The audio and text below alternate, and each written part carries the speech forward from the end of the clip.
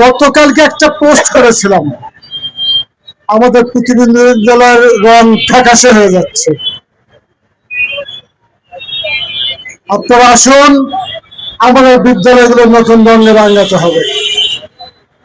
দাঁত কেলান, শুনে রাখেন, ভালো করে শুনে রাখেন, যারা দাঁত কেলায় আছেন, বিটলামি করছেন, ঘরে বসে তিরস্কার করছেন, আপনার ভাই বোন 24 দিন রাস্তায় শুয়ে আছে, জানালার ফাঁক দিয়ে জিপ বার্গার দিয়ে নুন ভরান মাথার ওপর, তাই না? আমরাও দেখছি, আমরাও ভাবছি, কিছু বলছি না, কিন্তু বলবো তো একদিন, কি বলবো না? আপনাদের কি বলার আছে? আছে বলার? হ্যাঁ, এরকম সমস্যাটা আমরাও বলবো। তোমরা তো অনিশ্চিত জায়গায় দাঁড়িয়ে তুমি দাঁত বের করে খিলখিলাচ্ছ, আর স্কুল পাওয়ার নিশ্চিত জায়গায় দাঁড়িয়ে আমরা কথা বলছি। 24 দিন এই রাজপথে ধুলো মাটি নয় সাথে নয় করে তামাশা করছি না। এখানে কি তামাশা করছি? আমরা সার্কাসের জোকার? যেহেতু আমরা তামাশা করি না, সার্কাসের জোকার নই, তাহলে সাধুরাম ভাই বোনেরা মনে রাখবেন, জেনে রাখবেন, হয় লাইনচ্যুত হবেন, না হলে আমাদের অর্জিত সম্পদকে সারা জীবন আপনি আপনার পুত্র আদি সন্তান সন্ততিদেরকে দিয়ে টিকে থাকতে হবে। সেদিন কিন্তু আমরা তিরস্কার করতে ছাড়বো না। মনে করেন না আমরা ভালো মানুষ হয়ে যাবো সেদিন।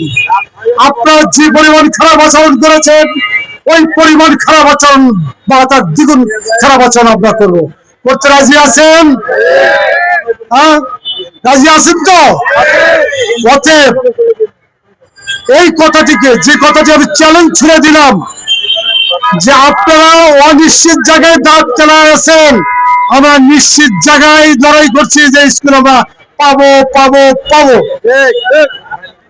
যার 3 ভাষা আজকে শক্ত করে বলতে চাই, এতদিন স্বপ্ন দেখেছি না, এখন স্বপ্ন নয়, পূর্বে করে আলো দেখছি, পূর্বে করে আলো দেখছি। অব্যাহত 24 আওয়ার আপনাদের আন্দোলনের সাথে লেগে আছে। আপনার কষ্ট হলো ফুটপাতে শুয়ে ঘুমান, আমি বেলাল, ইলিয়াস, আমরা কিন্তু বাসায় গিয়েও ঘুমাইতে পারি না। অনেক কাজ, অনেক বিষয়, এই যে প্রতিদিনই আন্দোলনের যে পরিবর্তিত যে রূপ দ্বারা এর পরিকল্পনাগুলো তৈরি করতে হয়, বাস্তবায়নের চেষ্টা করতে হয়, সবকিছু করতে হয়, হয় না? যা চিন্তা করেছি কাল রাত থেকে দুপুর পর্যন্ত, বিকাল পর্যন্ত সেরকম তৈরি করছি, তৈরি করাবো, রান্না করছি, রান্না করাবো, এখন উনানে রান্না করার জন্য উনানে দিয়েছে, চিঠি লেখা হচ্ছে। কি চিঠি? আমার স্কুল হবে না, তারপর চিঠি লেখা হচ্ছে। কি চিঠি?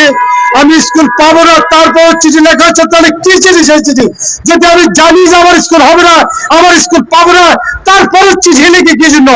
এই জন্য দেখে আজকে এই বাংলাদেশে যারা রাজনীতির কাণ্ডারে এই বাংলাদেশকে আগামী দিনে নেতৃত্ব দেওয়ার যারা স্বপ্ন দেখছে, সেই সমগ্র রাজনৈতিক দল, সেই সমস্ত রাজনৈতিক পার্টি এই বাংলাদেশকে স্বৈরাচার পতনের জন্য যারা লড়াই করেছে, জীবন দিয়েছে যার সাথী ভাইয়েরা, সেই রাজনৈতিক দলের নেতৃবৃন্দ, কেন্দ্রীয় নেতৃবৃন্দের সঙ্গে আমাদের কথা হচ্ছে আগামীকাল আর বুধবার তারা বেলা 2:30টার সময় 2:30 আমাদের প্রতিনিধিদেরকে নিয়ে উপদেষ্টার টেবিলে বসবেন স্কুল বিষয়ে ফয়সালা দিতে।